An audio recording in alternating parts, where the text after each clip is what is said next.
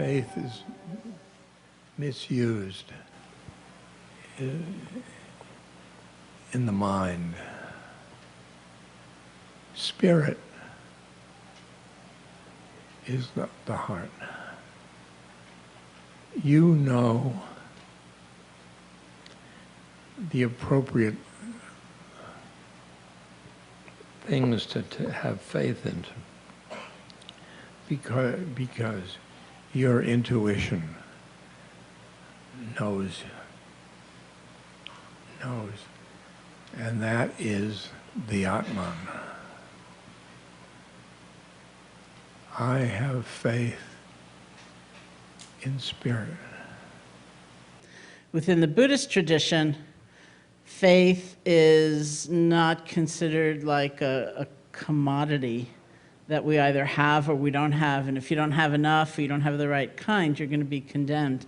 But it is really a journey, and it's a journey that unfolds in a way that is very different from what many of us assume or have experienced. It's like when I was telling people I was writing a book called Faith, some people were angry at me or chagrined, or, because for a lot of people the quality of faith was associated with not being able to ask questions and not having a kind of authenticity of your own uncertainty and not knowing and being silenced in some ways. And so I realized I wanted to break the word itself free of all those associations to the best of my ability, and that's why I insisted on the book being called Faith. So in that tradition,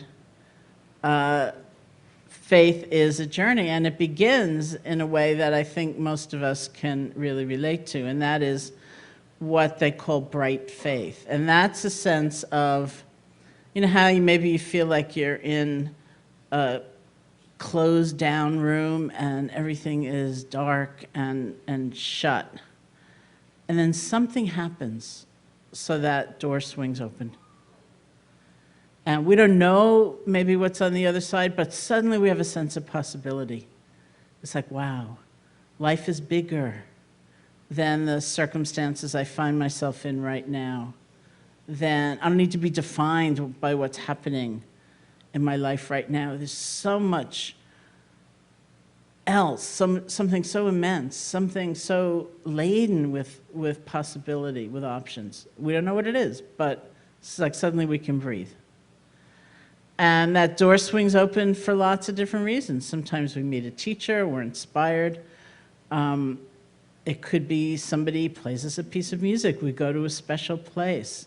It could be a lot of pain sometimes that just like, whoa, opens us. So that feeling is so extraordinary that it's likened to just falling in love. It's this extraordinary sense, even not knowing what might be on the other side of that room. My favorite example of that actually is, I was in Cleveland some years ago, about 8 years ago. It was just before the 2004 presidential election. And at a conference, Mirabai was there too. And I don't know what she did, but I kind of snuck out to go to the Rock and Roll Hall of Fame. And I was with some other friends, and we went to the Bruce Springsteen exhibit, and in the front of the Bruce Springsteen exhibit, on the glass, there was a letter Bruce Springsteen had written upon the occasion of Bob Dylan being inducted into the Rock and Roll Hall of Fame. So what Bruce Springsteen wrote about was the first time he had ever heard Bob Dylan's music. So he's, I think, about 15 years old, and he was riding in a car with his mother when Bob Dylan's music came over the radio. And the way Bruce Springsteen described it was, he said it was like a giant boot came down and kicked open the door of my mind. I just love that phrase. It was like a giant boot came down and kicked open the door of my mind. And then he went on to write, and then my mother said, "That man can't sing." So, which I think points to the fact that we're not all affected in the same way by the same experience. But sometimes something happens for us, and it's so extraordinary. I surrender first, and so that I ask Maharaji for faith, because I can't do it anyway. My ego is going to be fine. No. But faith is the means of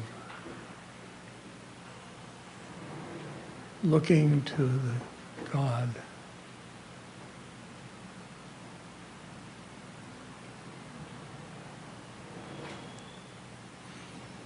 Do you have faith? Sometimes.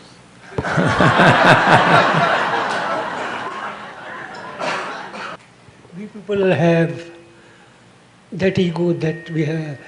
At least when I compare my faith, so I thought I had that faith in Maharaj-ji at every moment.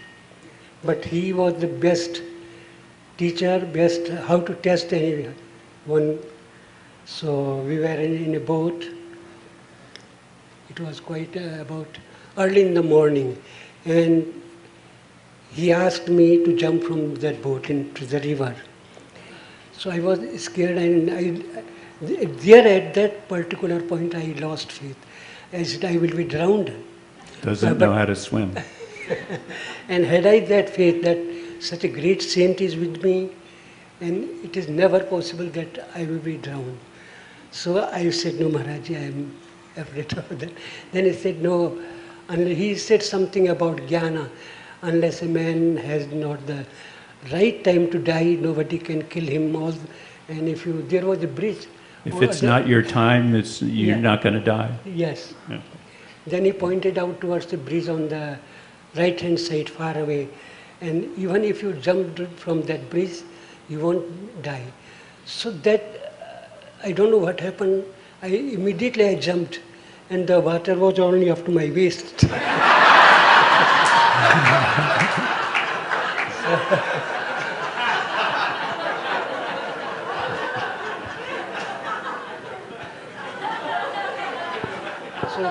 what you call, Maharaji used to teach in a typical way. He was that kind of saint who never gave any teachings, any sermons, nothing. But his ways of teachings were unique, and what has been said that a saint's heart melts like butter. Exactly, he never hurt the feelings of any of his devotees. He used to do everything, whatever they wished for. And one thing is this, that there is what you call a Siddha is really a saint. It is a thing to be understood by each and everyone, I think. Siddha is something very, a saint of that order. One in, say, 10,000, there can be a Siddha, perfection attained saint. So that is the stage of that Siddha, that his life is meant only for others. He has nothing to do with his life in this world. And he comes to this world for dharma and for his devotees. So Maharaj-ji was like that. His only needs, everybody knows that, one blanket and one this dhoti and nothing. But from morn to eve, these devotees used to come, sit around him, and he has to give patient hearing to everybody. And from every walk of life, we were seeing people there. And everyone was with these problems about his son, daughter, wife, wealth. So sometimes Maharaj-ji used to say that, see this world, nobody talks about God, but everybody is here with this family problems. So here we say that sometimes we feel that we can develop faith into ourselves, but now I feel that he is the giver and he is the taker. He can do whatever he likes. But only think that we should have this way of Saranagati. Now we are in your hands, whether you accept us or not, we are yours, like that.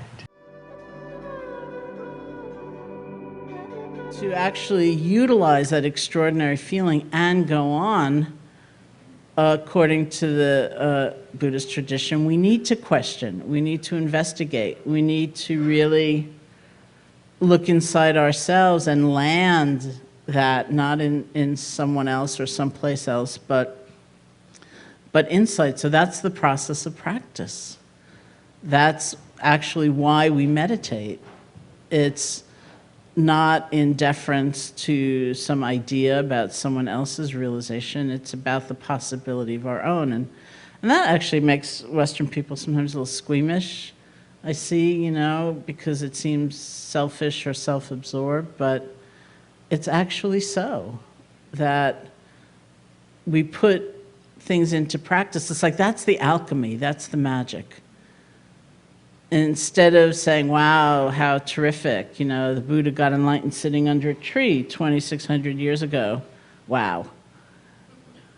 We actually say, what does this mean for me in Manhattan? And so that's considered the rightful process. That's the ongoing process, to question, to wonder, to put things into practice, to test it, to see if our lives get better, to see if we are more channeling this power of goodness, to see if we can land that feeling in our own experience. So that brings us to the next phase of faith, or the next aspect of faith, which is called verified faith.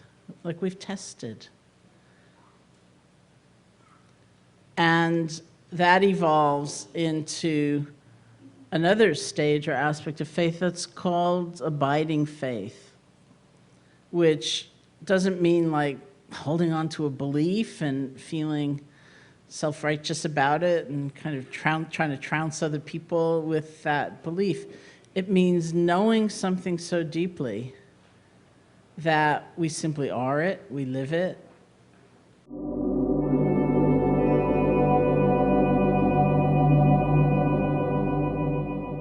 We want to talk about something that KK had written for us about surrender.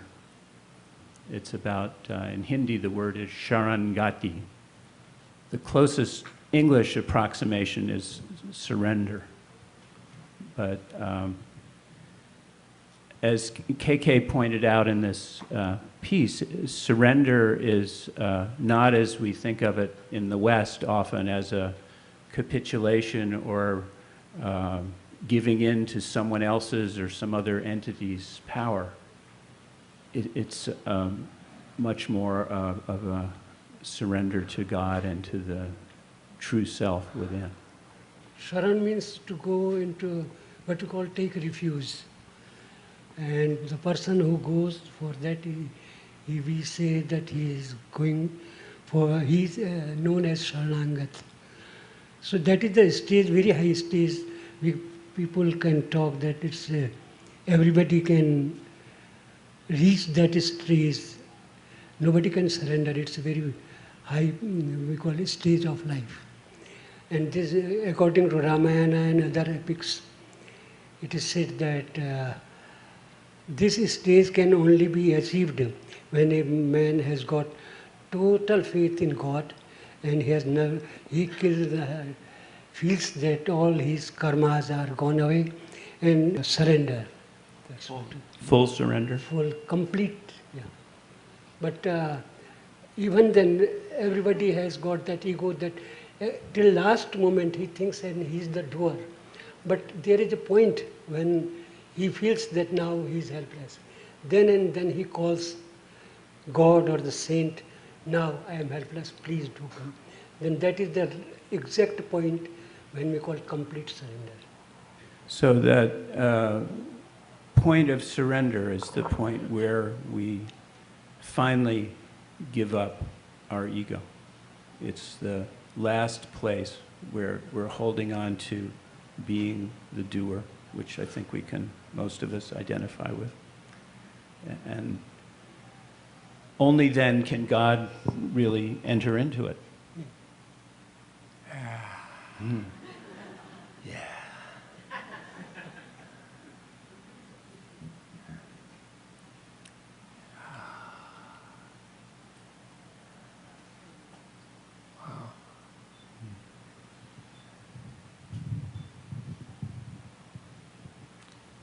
Ramdas, maybe you can translate that into how we can see that surrender into our internal being. Surrender to the One, or surrender to our Atman, to the One, because you have the One inside of you. And that means you don't surrender to God with a beard. And it's surrender to God inside. Inside.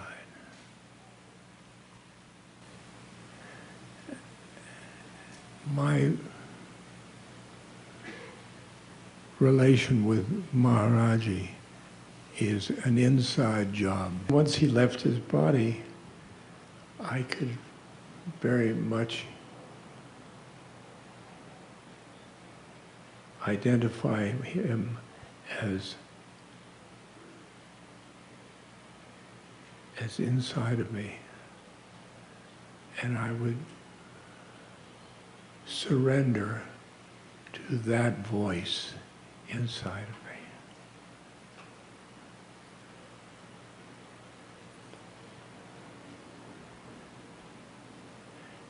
And that voice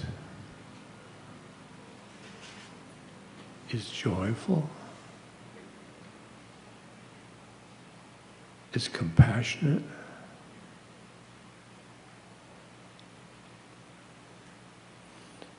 is loving, is peaceful, is wise. I find it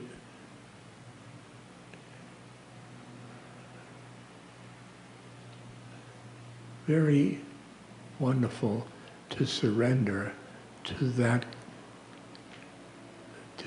God inside. Wow.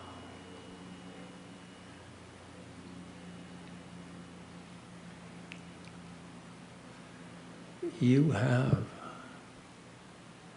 the One inside you.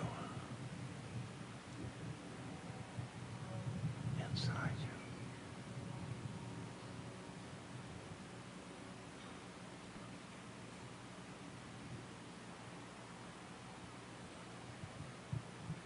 You have the One inside of you.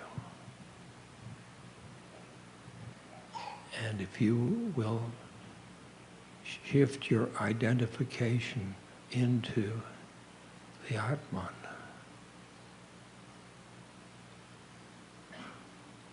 you will see what the world looks like to the One.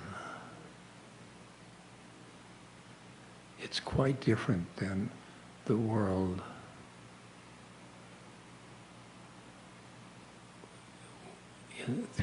through your ego. It's really a fun thing to surrender.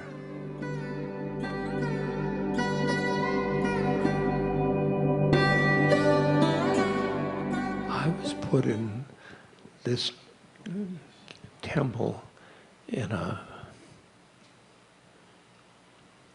Deep valley a valley, with no central heat. and it was so cold. It's so cold. And I slept on a mat on the floor. And Maharajas, a yogi, came in to teach me yoga, hatha yoga.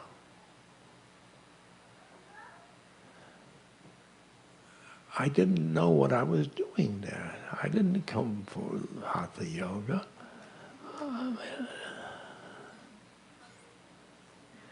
But it was cold and damp and it'd be oi. So there was two people at the temple, the cook and the pujari. Oh, and there was a crazy man sweeping. And I said to Maharaj-ji in my head, get me out of this. And then every few days, an angel would appear and bring me sweets.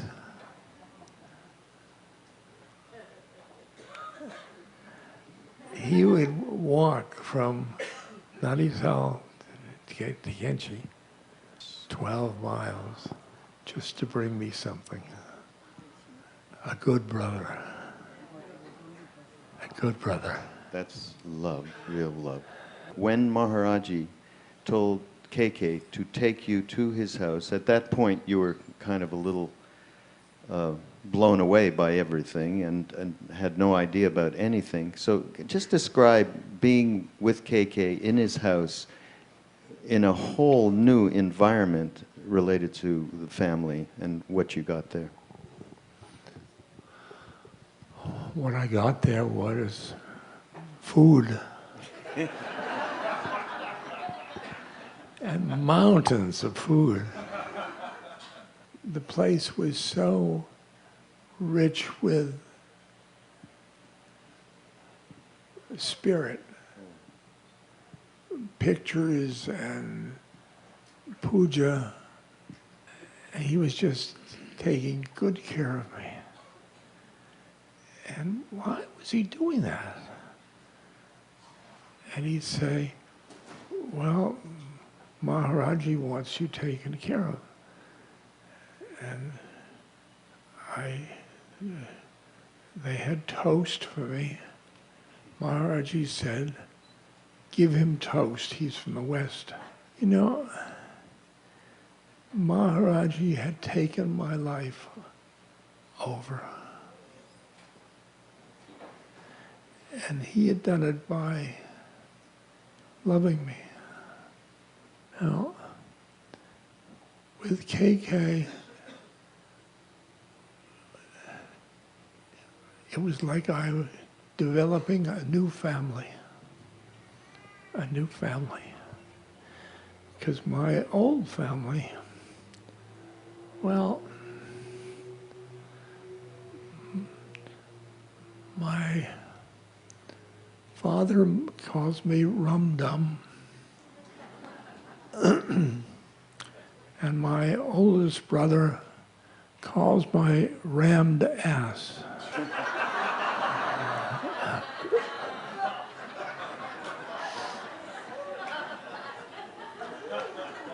That's my old family.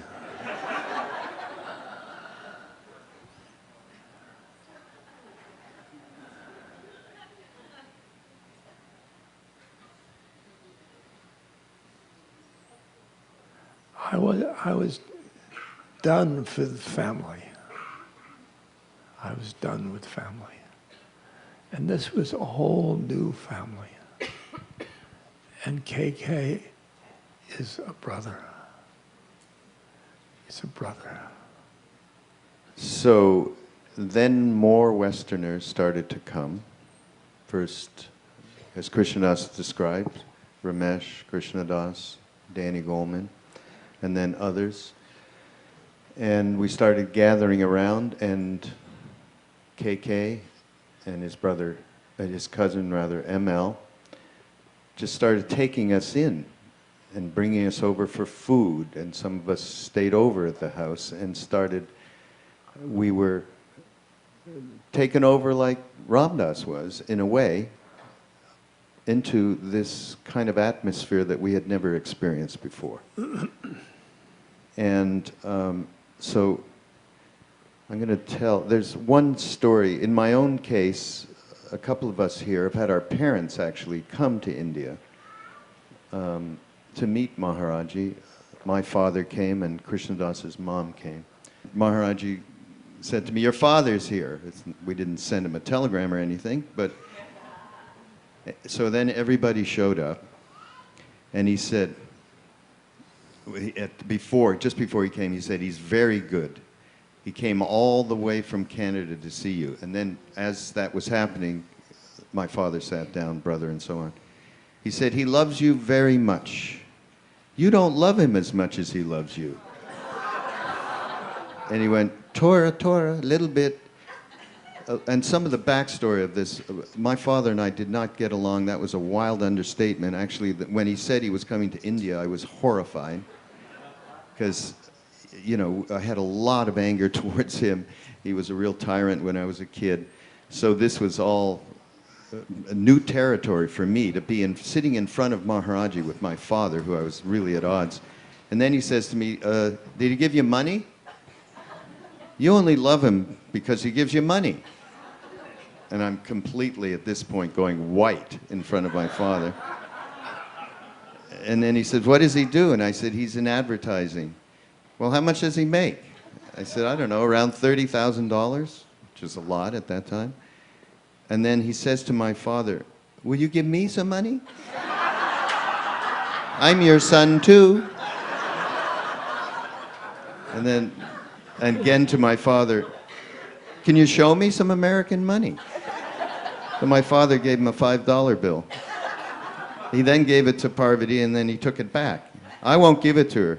If you want, you can give it to her." And then to my father, he says, "Did Raghavendra Das," which is my full name, "tell you that they're going to get married?" Which I had no idea about at that moment.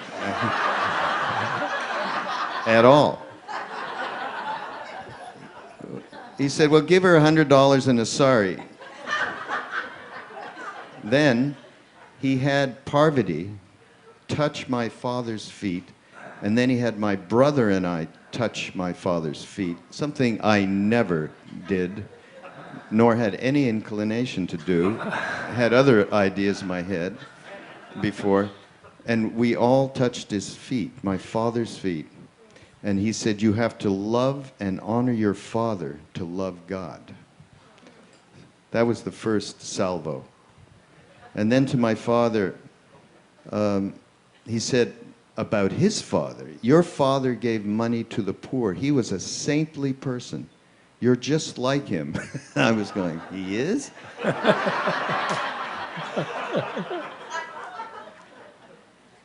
And then he said, "Money is the enemy. What would I do with your money?" And he said to my father, "You've been in India before." And then to me, he says, "Did you give your father the medicine?" I said, "The medicine?" Yes, he had a cold. I gave him some aspirin. "Night, the little pills Ram Dass gave me." I said, "LSD?" And my father went, "LSD?" And Maharaj-ji said, "He hasn't taken them? Why? Take care of your father while he's in India." And then to my father, "You came here not just to see your sons, but also to find truth, your own truth." And then to my father, "How did you find your sons?" Meaning, how did he see us how did he find us when he came? And my father said, "Well, they seem happy." And Maharaj-ji said, "Happiness is everything." And then he said, "Go to Benares and meet me in Allahabad in a week." And off we went to Benares. The rest of the story I've told. Of course, I did find some acid. He did take it on a houseboat about 100 yards from the burning ghats, where they've been burning bodies for the 24/7 for the last thousands of years, and he thought he wasn't afraid to die. He was a World War II bomber pilot that had a gigantic ego, and he took the acid, though. And then we walked through the streets of Benares, dead animals. There was a dead person, so happened we came upon, and they were giving money so they could buy enough wood to burn him properly. He had a whole death trip. He was completely knocked to shit, my father was. And we went back and met Maharaj-ji in Allahabad. Didn't say a word. The only thing he said was, the Ganga it's very pure. And then he told my father about how he had saved a horse who was going to be shot or euthanized because it had a bad leg. And my father stayed up every night, every couple of hours, and put healing clay, actually, and saved it. And he told him all that story exactly as it happened. And my father fell apart then, and just sobbing on, we became friends after that. And for the first time, we had real family. We had the start of a real family. And then it ended up my brother, my sister, and their spouses, all of us, and eventually my mother, who came and had darshan of Siddhima later, we all became devotees, my whole entire family. So whenever we go over there and sit with KK and ML and the rest of the family in Nainital, they are like marveling at the fact that this happened. So what Maharaji gave me was so miraculous, related to a really broken up family that he mended together. Do you want to tell about your mom? That's a great story as well. My mother. So I was recovering from hepatitis, and I was doing okay, but then living in the temple with Maharaji. One day I didn't feel good, so I stayed in my room all day. The next day I came out, and Maharaji said, "You were sick?" And I said, "Yeah, I didn't feel good." "When's your mother coming to India?" "Excuse me?" And he didn't repeat it, so nothing happened. And then the next day, I get a call from, or a letter from Nainital, from ML at the hotel, saying that my mother had called, and she wanted me to call her. So then I went to Nainital and made the phone call, and "I want to come see you."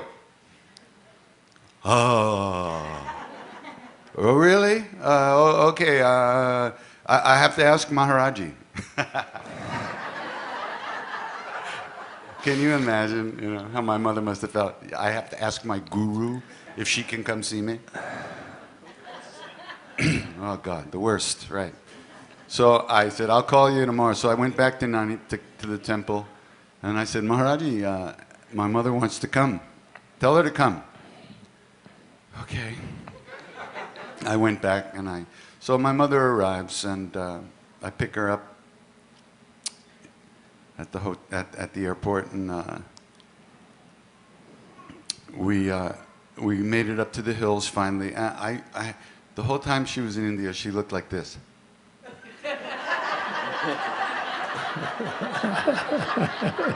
He said, he just said that I was Maharaji's son, meaning he wasn't taking me away from her, but he wanted her to know how he felt about me. It was very beautiful. So the last day, we left the temple and we walked across the bridge to the car. So we're about to get into the car and drive off to Delhi, and he was just sitting on the tucket in the temple. And wherever he sat, it felt like it was the center of the universe. And everything moved around him. And he was still and silent at the center of it all. So she turned and just looked back into the temple, and she broke down crying. She completely fell apart, sobbing uncontrollably. And I had to kind of lift her into the seat of the car because she couldn't move. And she was just crying and crying and crying. And that's the moment that most of us have had, that moment where you just, all the pretense of your life and who you think you are, it just crumbles. And you feel that love in your heart for the first time. And the other thing was, he told her, because she was going from India to Jerusalem. So he gave her some flowers to put on Jesus' tomb. My little Jewish mother.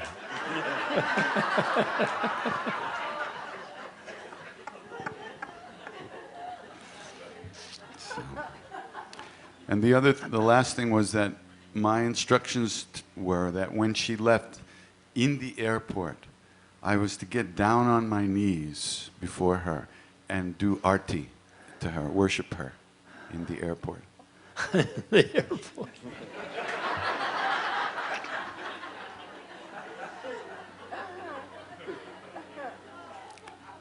Which I did. And she gave her little brownie automatic camera to some guy standing there, you know?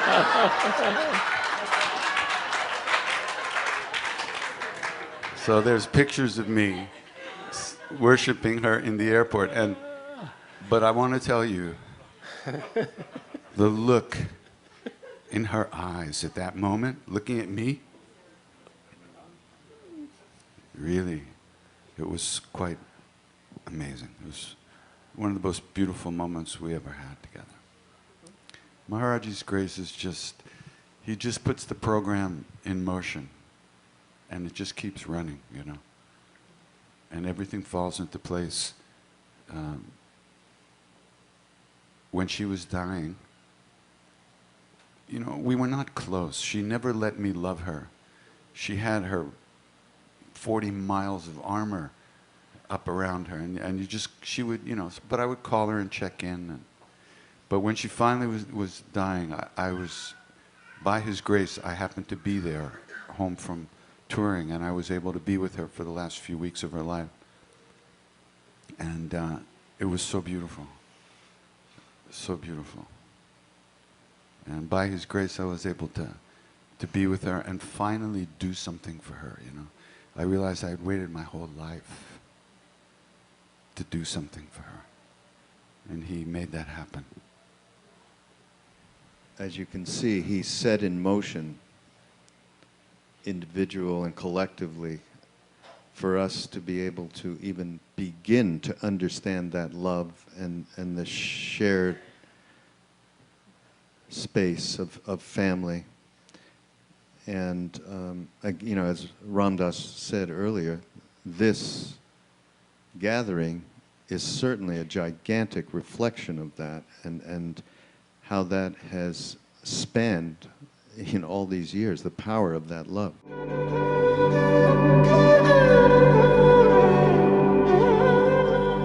First, when we first came to Kenchi, there was just this very deep feeling of coming home.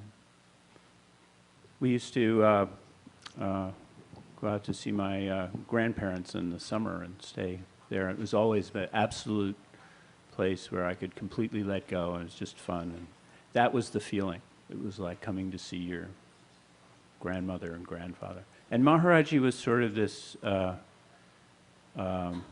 you know, he was a householder guru primarily. He did have sadhus who came to him, but most of the people that came were householders, I think. And he not only made this family, and all of the devotees, the Indian devotees and the Western devotees, and the Indian devotees brought us into that family in a very deep way, but he also used that kind of love to bring us into this deeper place of love. The KD does puja to the mother, and that feeling of divine mother and father, or cosmic mother and father, Maharaji really brought us into that also. And staying with KK was a real teaching in that, because KK's family has had this relationship with the saints of the region for generations. And in their family temple there are photos of the old saints, and KK has told us stories of these saints so that they're part of our understanding of things too. And it's really taken that meaning of family into a deeper dimension, that kind of love.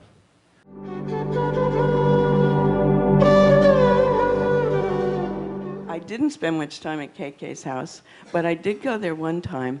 And when we went to India, I was thinking about the parent stories. You know, it was a time, it was a while ago, it was a time when there were real generation gaps between parents and children. It's so different from my relationship to my son now. But also it was this time when we had just discovered all these new things, right? So we discovered for the first time brown rice, herb tea, yogurt, tofu. Believe me, nobody in this country ate those things until like a year before we went to India. So we were so excited about this, and we were learning about nutrition and herbs and everything. So, and how, you know, blanching vegetables for a minute, you know, retained all their vitamins. And so I went to KK's house. I was so excited to go there. And your sister was cooking sag, spinach. And it was so delicious. And I said, this is so good. You know, and then I said, how do you do it? And she said, well, she put this and that spice in it. And I said, how long do you cook it? And she said, 10 hours. So I remember, it was kind of one of those moments where I had to let go of a lot. It was great. Then the other thing about family that I remember is that there was a time when, I guess it was in 71, and Pakistan and India were at war with each other. And Pakistan was bombing India.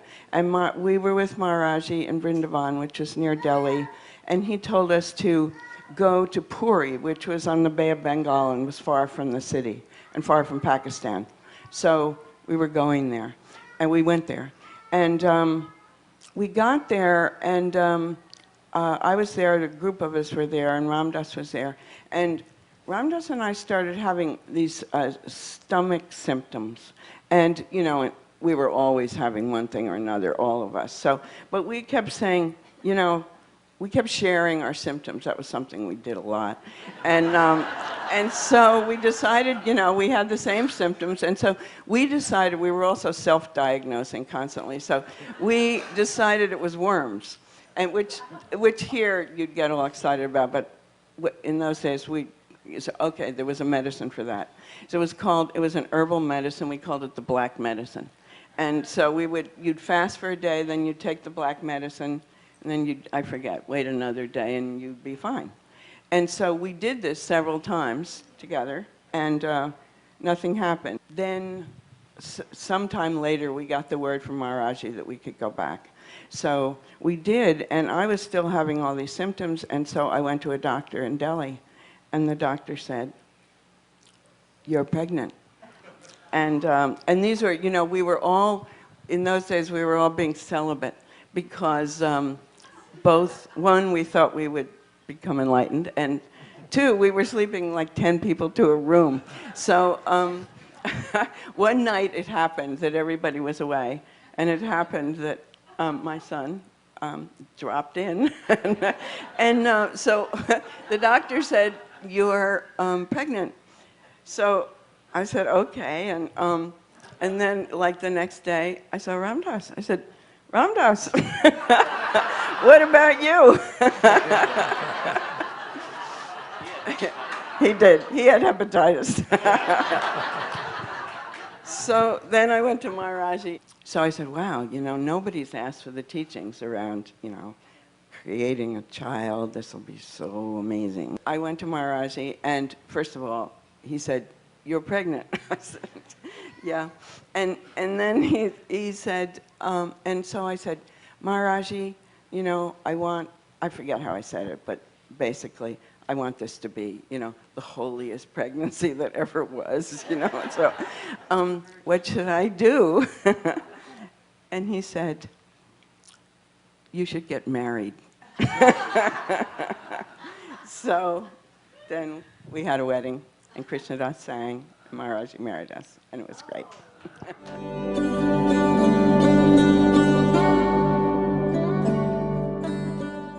I just knew I had to go to India to meet Maharaji. But as you know, Ramdas had been instructed by Maharaji when he was sent home not to talk about him. So of course all he did was talk about him. But he never said his name or where to find him, so he thought it was cool. And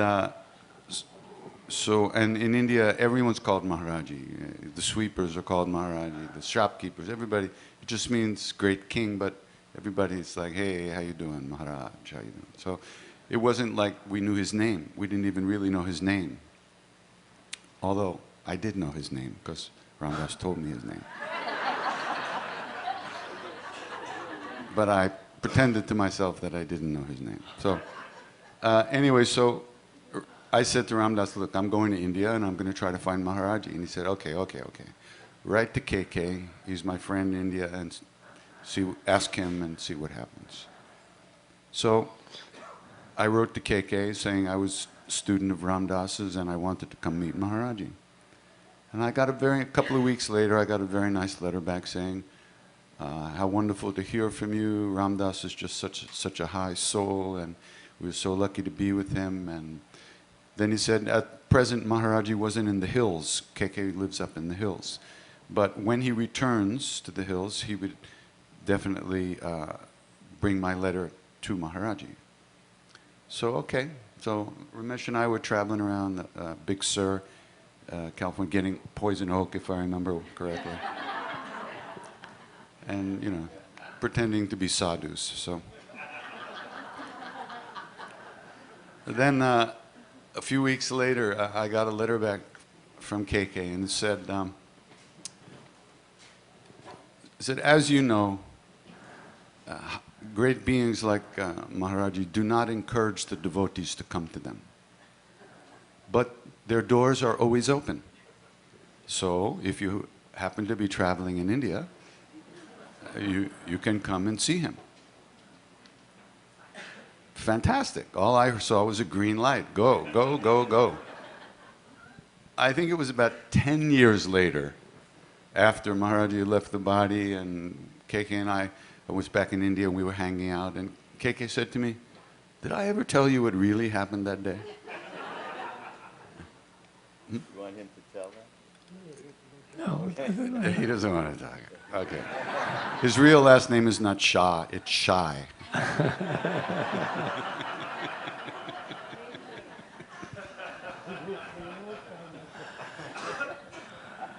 So, since I'm not.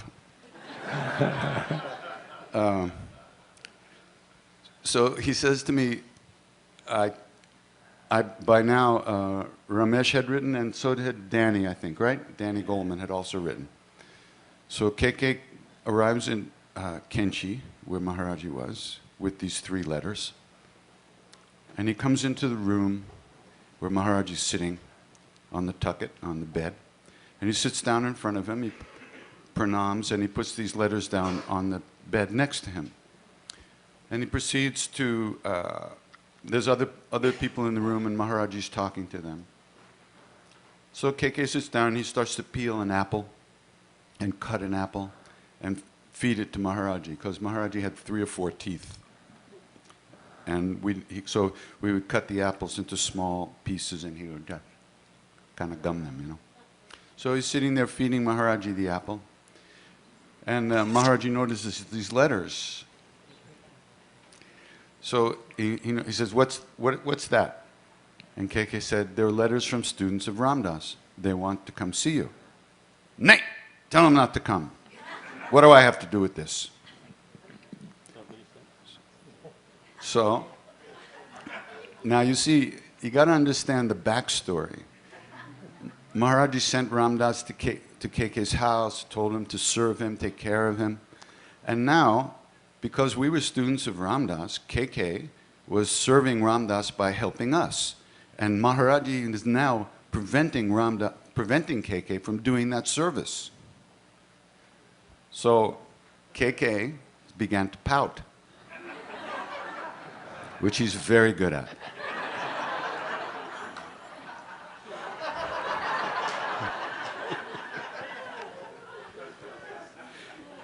And he stops feeding Maharaji the apple and he just looks down like this. Maharaji looks at KK and his nickname for KK was Kailash. He said, Kailash, what's wrong? KK wouldn't look at him. Kailash, what's wrong, what's wrong? And he would push KK's head up like this. But KK would not meet his eyes. He would look like this.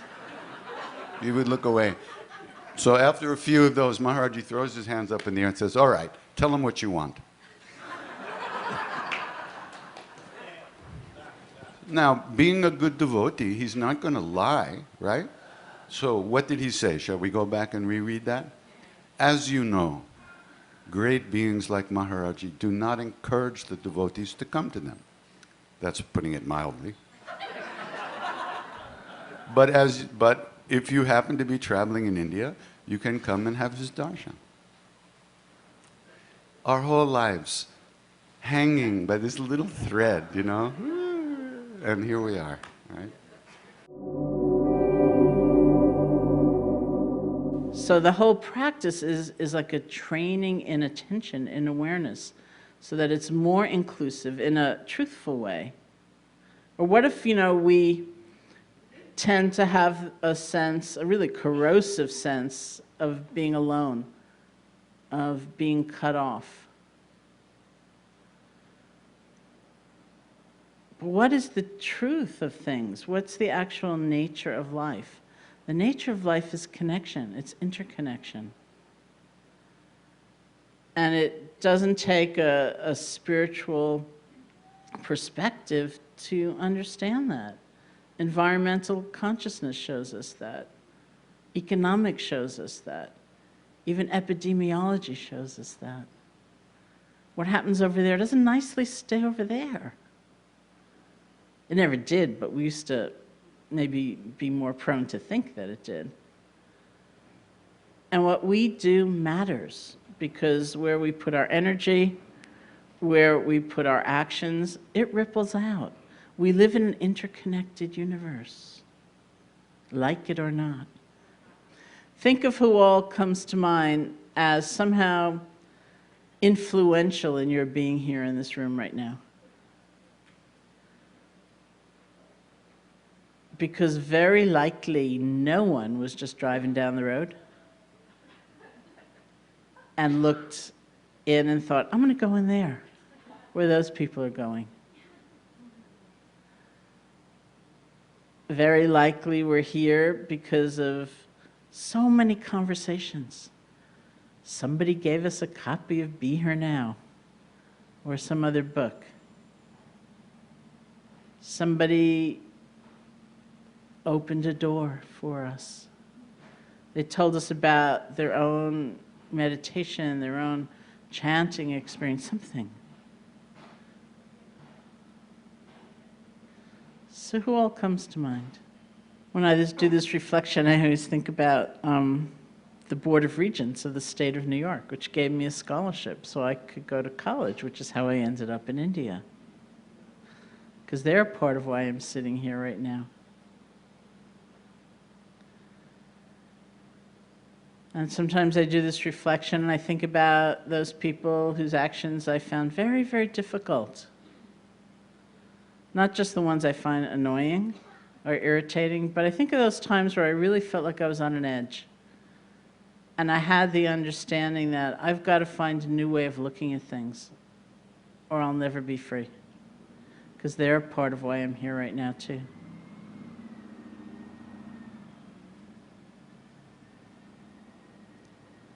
Every one of us is brought here by a confluence of connection, relationship, interaction.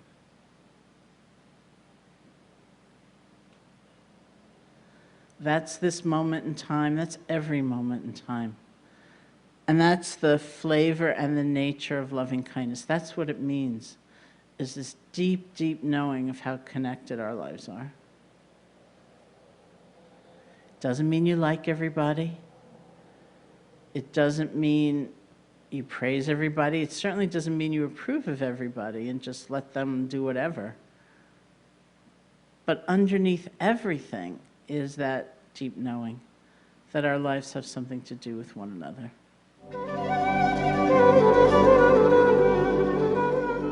Love, of course, is such a complicated term. It means so many things for us. Sometimes we say love and we really frankly mean a medium of exchange. I will love you as long as you love me in return, as long as you do this, as long as you say it in that way, as long as the following 15 conditions are met.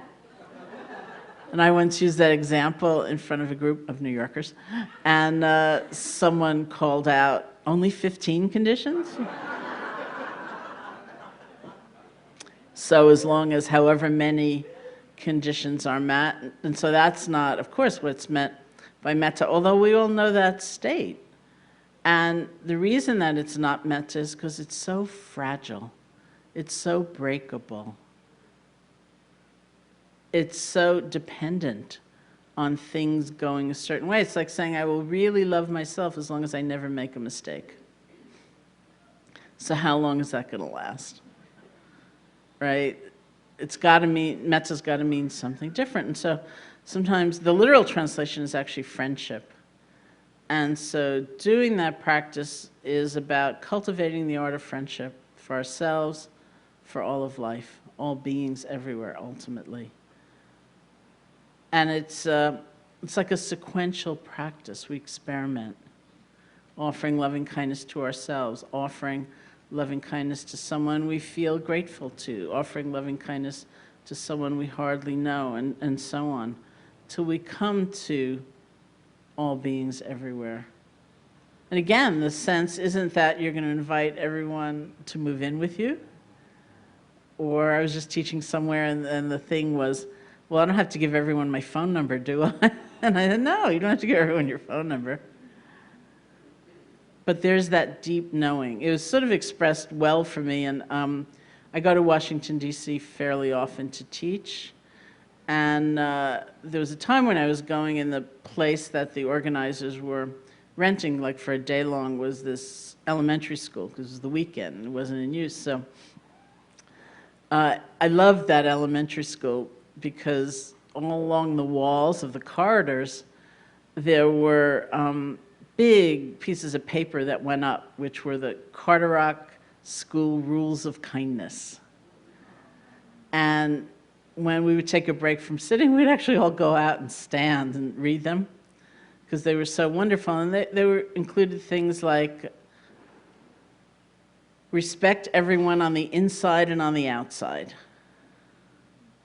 And my very, very favorite rule of kindness was everybody gets to play. Everybody gets to play. So I thought, what would this world look like if we just had that one rule of kindness? Everybody gets to play. Everybody counts. Everybody matters. That's very much the sensibility of loving kindness practice. So please don't approach it thinking, well, I have to kind of assume this gooey, sentimental overlay and slap it on top of what I'm really feeling, but explore the challenge of that stretch, to include rather than exclude, to pay attention to someone we might normally look right through.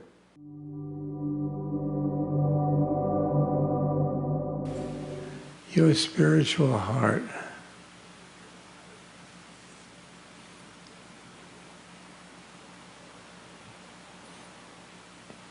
it's not on this plane. It's on a different dimension.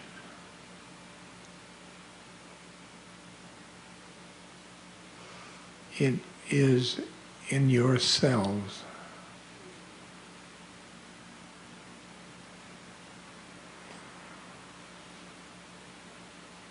It is in the air.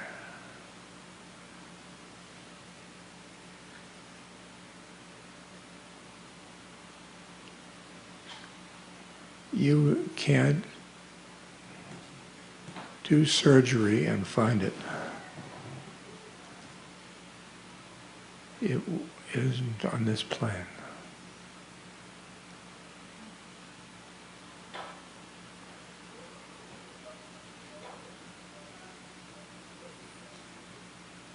So we're going to take a mysterious journey of planes of consciousness.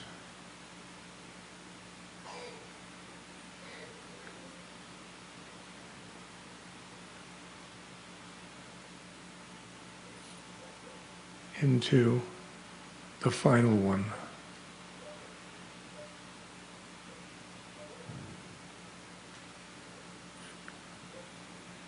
Oneness. Oneness.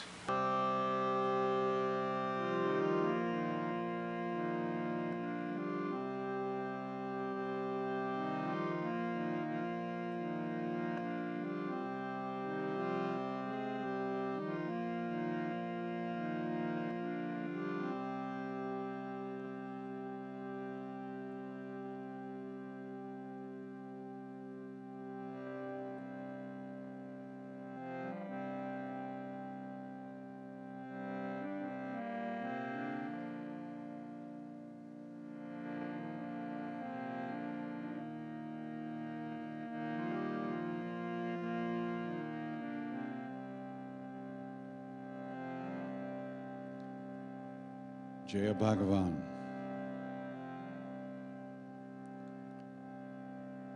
Jaya means victory, hail or hallelujah. And Bhagavan is that living presence within us.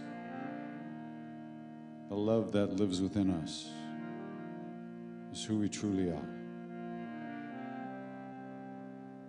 When we sing Jai Bhagavan, we sing victory to our own hearts. May that love conquer all the darkness.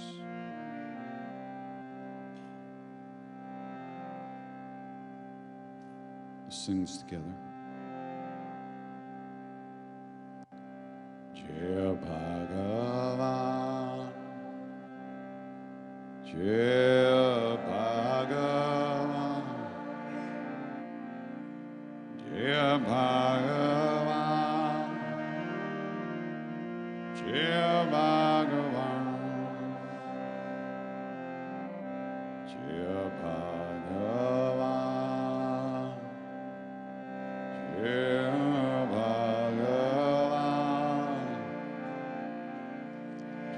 Bhagavan, Jai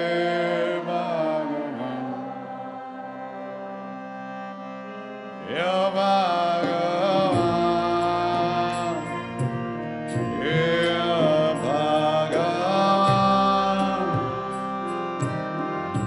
Jai Bhagavan, Jai Bhagavan,